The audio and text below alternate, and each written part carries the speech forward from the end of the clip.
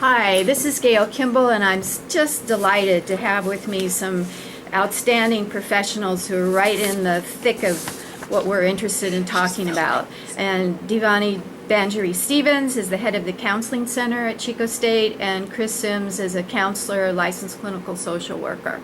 So my first question comes from a decade of working on global youth issues for a book that's now mushroomed into 5 books. And so one of the things that's said most frequently about college students in the U.S. is their fragile teacups that break at the moment of any slightest stress because of their helicopter parents who've been overprotective. And that results in anxiety and depression. So is that a myth? Is that a reaction to the economic situation since the 2008 recession? What's going on? Well, I can start. So I will say that when I started graduate school in like 1998, there was definitely the primary presenting concern of students who had come to the College Counseling Center was absolutely depression. And it was more students coming in to talk about what's the meaning of life and why am I here and what's my purpose and I don't really know why I'm getting a college degree. That steadily shifted. Now we definitely see anxiety being the top presenting concern. So in terms of it being a myth, I don't think it's a myth that students are feeling more anxious. I have some hypotheses. Great. Would you like to hear them? I'd love to hear them. Why? So, yeah, I think we've talked about this a lot in the counseling center, and I can also say, my fellow directors across the country, we're all scratching our heads trying to figure out what is this. And like any issue, it's multifaceted. It's not one singular cause.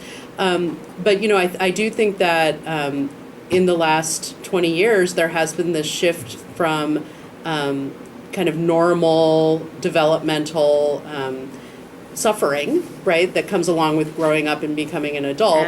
Adolescence, that storm and stress that I think you mentioned in one of your books, it really has progressed to this culture of fear. And we talk a lot, Chris has a beautiful saying that we use with students all the time that, when I hear students say, I feel anxious or I feel anxiety, I say that means fear. There's something I'm afraid of. And so I think that is definitely something that has shifted, and I think there are multiple reasons that's happened. There was a distinct change after 9/11, and I think just as a culture we've become more fearful. And I certainly think that has impacted how people parent. Maybe because I am a parent myself, I'm very defensive of kind of that helicoptering, because I know that parents are trying to do the best for their children, but I do think it has backfired in that, we're more afraid than ever to let our students fail and our children fail and give them a safe place for that to happen.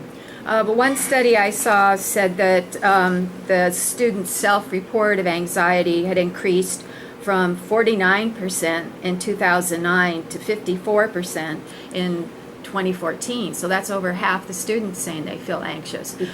Chris, do you want to comment on that, on what you've seen in terms of your clients? I've had the pleasure of working with a variety of age groups.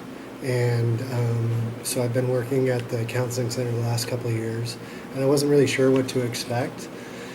And that had gone through my mind about sort of the fragile college student, because that's a thing, right?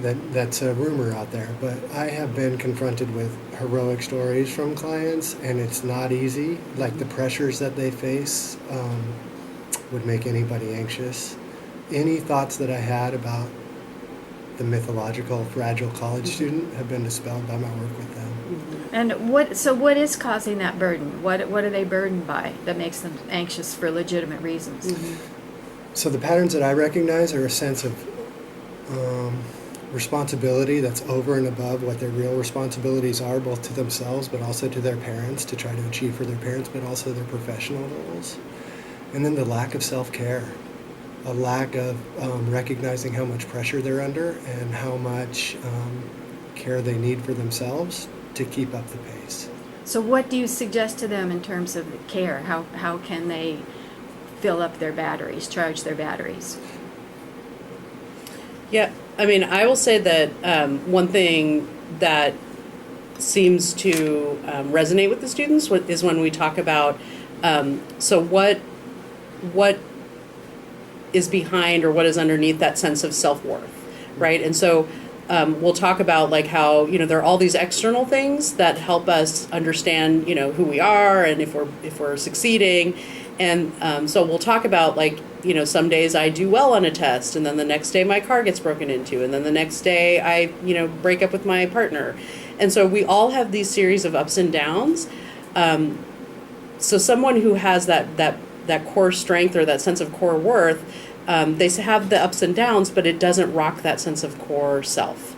And I think when I show students, that this picture that I draw for them, kind of demonstrating that or illustrating that, they're blown away, because I think it's the first time they really get this message that, oh, you mean if I don't get a job that pays six figures right out of college, that doesn't mean I'm a failure. I'm a failure. And truly and honestly, like, I think that they are getting that message from day one. I know I did. I know my parents did.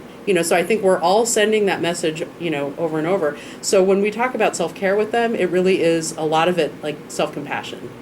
And right? being realistic. And being realistic. And I mean, I'm all for meditation. I'm all for exercise. I'm all for all those kind of ways to kind of manage your biology. But we also try to combine that with like, how can I maybe tweak some of these beliefs I have that are really getting in the way of my well-being.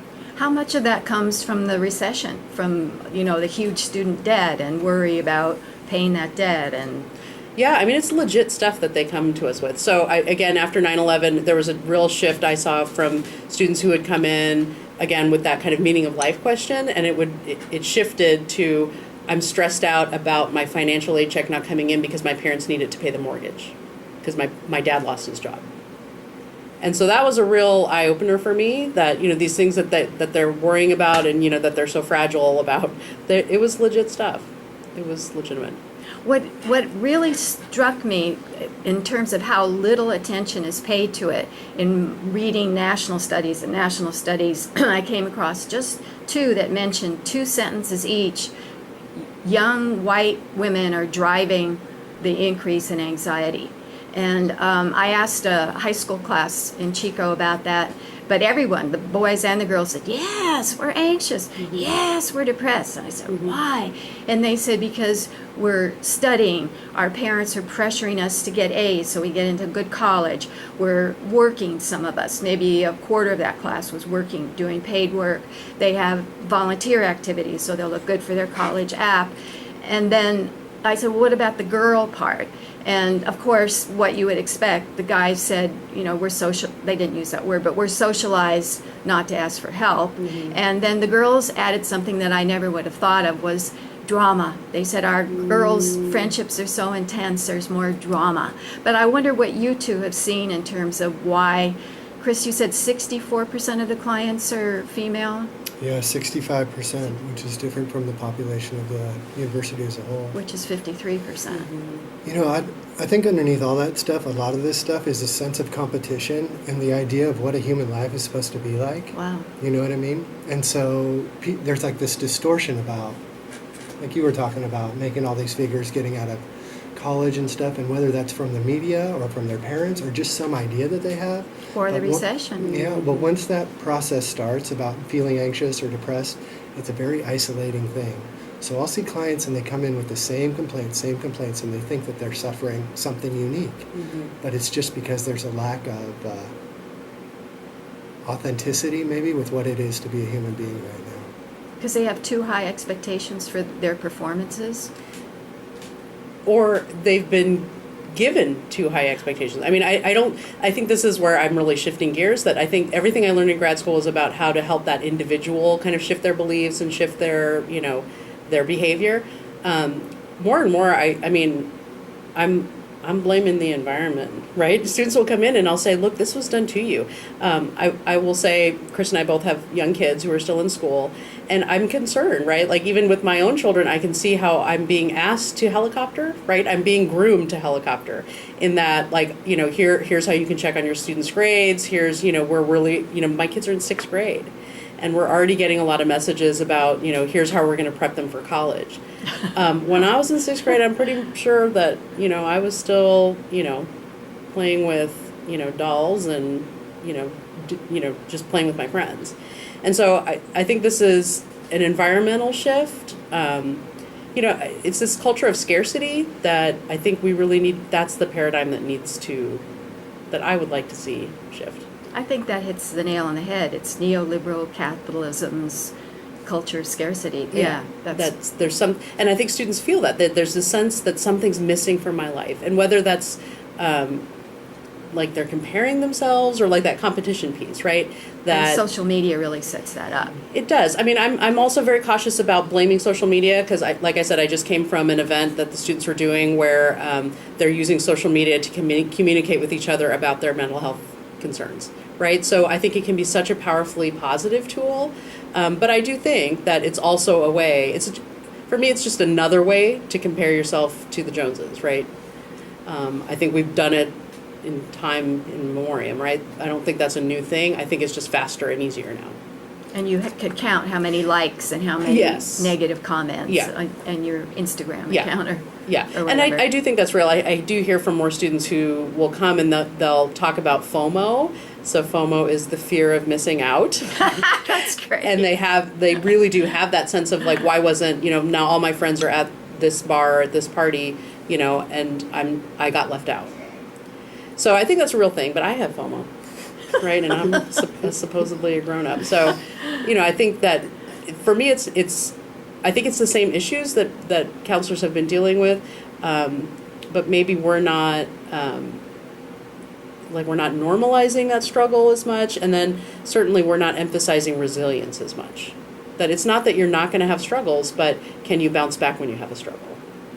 The other side of the anxiety, depression syndrome is Jean Twenge at San Diego State made a big cult of students are narcissistic. This generation is really narcissistic. And she bases it all on the MPI, the Narcissistic Personality Inventory. And when I look at those questions, maybe a quarter of them are, to me, positive, that I'm a good leader or that kind of thing. So I really need you psychology experts to explain to me why the MPI is considered a valid instrument of narcissism among young people. Well, I don't know about the NPI. I'm sorry about that. Yeah. What I will say is, doesn't it seem like somebody who calls somebody else a narcissist is a little narcissistic themselves? That's what I always worry about. That like who is defining narcissism? And what you describe, we talk to students all the time about healthy narcissism, right?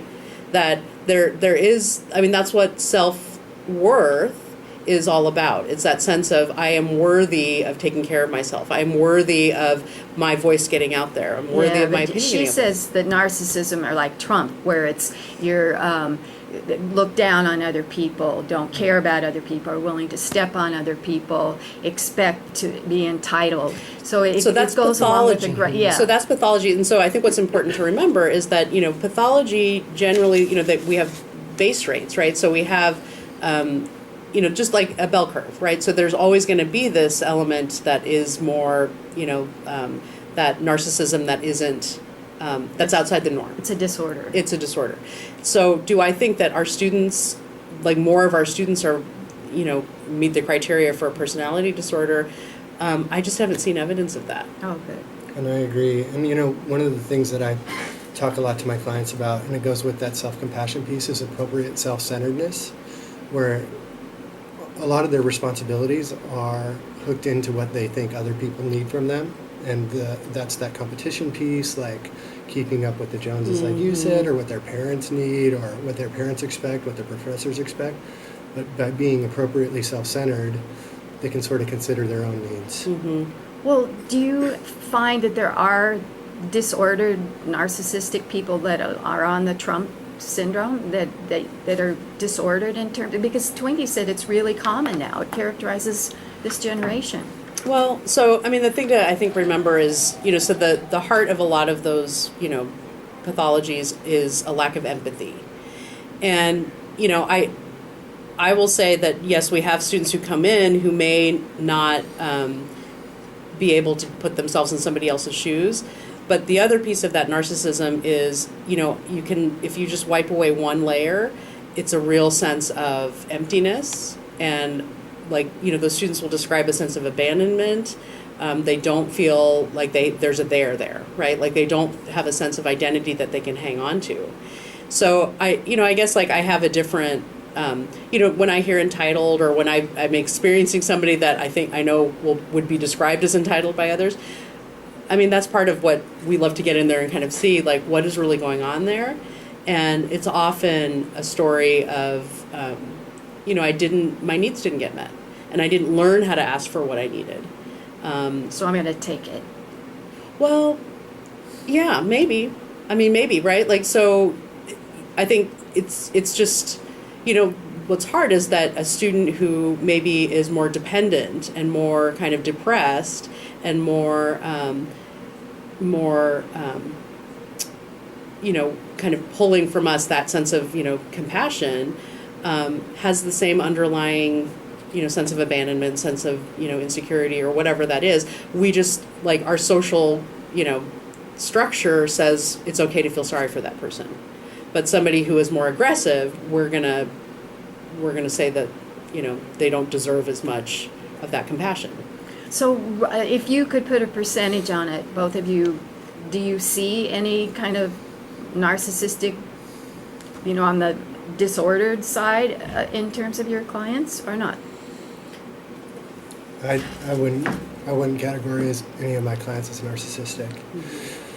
And I'm confused about making a claim like that, because then what? If that's the case, then what? Do we not treat them, or do we not offer services Right. to them? Yeah. I mean, I don't know the use of holding that perspective. And not to argue with her or anything like that, but it's sort of like, it's like the fragile teacup thing. Mm-hmm. Okay, even if that's true, are we supposed to beat up our kids a little bit more? Yeah. You know what I mean? Like, I don't understand what the basis of that is. And along those lines, I'd like to bring up the topic of stigma, because I think there has been a reduction in stigma, so people are more able and willing to sort of share that they're hurting than they used to be. I think stigma kept a lot of people away from getting treatment in the past, and I think it's a credit to our mental health system and our culture that it's not what it used to be. What about with young men? I've got a lot of men. I see a lot of men. I run a men's group. It's awesome. It's awesome. But do they report that it's difficult for them to ask for help or Yes, they express do. their feelings because Yeah. they're supposed to be men to men? Yeah, and you know what? I'm a man. And it's hard. I It's noticed. hard, but it's a good thing to do. And once they take that leap, it's really a cool process to see a guy go through, where it's this thing that he's been ashamed of, and then he realizes, hey, this is how it is, and to become friends with that part that there was so much shame. It's really, it's a sacred thing. Mm-hmm. It's a joy. I think one thing that kind of evidenced that change is hugging. It used to be that men would hardly ever hug, and now they always hug. A lot of times they slap and hug on the back. The bro hug. But they hug. Yeah. Mm-hmm. Yeah. And that's a change. Yeah. I just want to go back a little bit to this kind of narcissistic, the personality disorder piece. I do remember one of my professors in my personality class talking very directly about, personality doesn't stabilize until you're about 30. And so I'm very reticent to pathologize any of our students with a characterological disorder, at such a young age, because it is normal for them to be playing around with lots of different personality, types, right? Like they're finding themselves. What I will say though is that I am concerned that when somebody is kind of glorified for having some of those characteristics, if you stay a little bit longer in that narcissistic place when you're experimenting with who am I, right? And I think to that effect, that I have seen a little bit more, that there's a little bit more permission to be, like more vocal about, opinions that might be hurtful to other people. And I think that is definitely real, but, I haven't lived long enough to know if that's, again, like really vastly different than past generations. But I'm very cautious and defensive of folks who are going to slap labels on a group of people who are in a state of flux. But plenty of them are taking pharmaceutical, antidepressants, anti-anxiety, anti-bipolar, so they've certainly been labeled. Is They that have. healthy or unhealthy? So I don't think it's black and white. So, I mean, so again, like this is a big part of the stigma that we work with students is, so if you had diabetes, would I criticize you for taking insulin? Right? Well, you should exercise more and you should watch your diet. Well, for some folks that doesn't work. And even if you weren't able to do those things, that's like the wonderful thing about science, right? Like we found other ways to help you take care of yourself. And I think that the research is showing that therapy and meds are equally effective. You get the biggest bang for your buck if you can do both at the same time. So I've seen medication. It doesn't change students. It doesn't change people. It gives them the energy to do the work of therapy. That's how I think of it. And so, there are like bipolar disorder. I don't know very many people who can function well. I wouldn't say that. I think some people have learned to function, on different types of medications and different combinations. But, some of those medications can change people's lives for the better. And once we can get them to a place where they're okay, they've worked through their own stigma and can have compassion for what their body needs. Boy, I've seen some amazing things happen. Yeah. The fact that they're even in college is due to some of the medications that exactly. are available today. Right. Got to get those neurotransmitters. Think, Exactly. 20 years ago, what happens to somebody with bipolar disorder or something like that? It's those can be real blessings. Yeah. What about the charge about helicopter parents? We kind of touched on that. Because what I always think about is the kids whose parents are on their phone all the time, both are working, give you toys because I don't have time to spend with you. So it seems that the other side of that is all the kids who don't have enough time with their parents, or their parents are working 3 jobs or something, and they're kind of ignored in some ways. So again, you just described my life. So I feel like we have to look at the big picture, right? So if I say it all the time, don't I come into work and every day I say if I could work 8 fewer hours a week, I think my whole family would be doing that much better. If I could get home to make dinner before 6:30. Our family would be doing better. So I think there's an environmental piece. Do I think that parents can make that choice in other ways, to like when you are home to try to be present? Absolutely. I just was listening to a TED Talk by Julie Lythcott Hames, I think her name is. She wrote a book called How to Raise an Adult. And it's been a wonderful read for me because she talks a lot about, again, this is like, is this for truly our children's benefit that we're asking about their homework and we're asking about what sports they're doing or asking about what, community service they're doing because they, that'll get them into college? Is it about the kid or is it about the parent? Right? And I think as parents, we need to be aware, like, okay, as noble as I feel like I'm being by being involved in my children's lives, is this yet another way that I've kind of bought into this idea that if my kid gets into that college, then somehow I'm worth more, right? So you see what I mean? Like we've all bought into this lie, really. That somehow more is better. The more lessons, the more that we're not sports. okay just the way we are.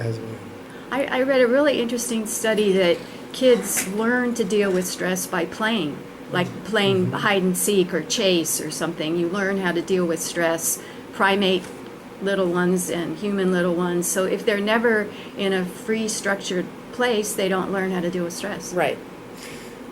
I don't want this to be taken the wrong way. I got a Boston Terrier, and one of the things they say about Boston Terriers is they're eager to please their masters. You know what I mean?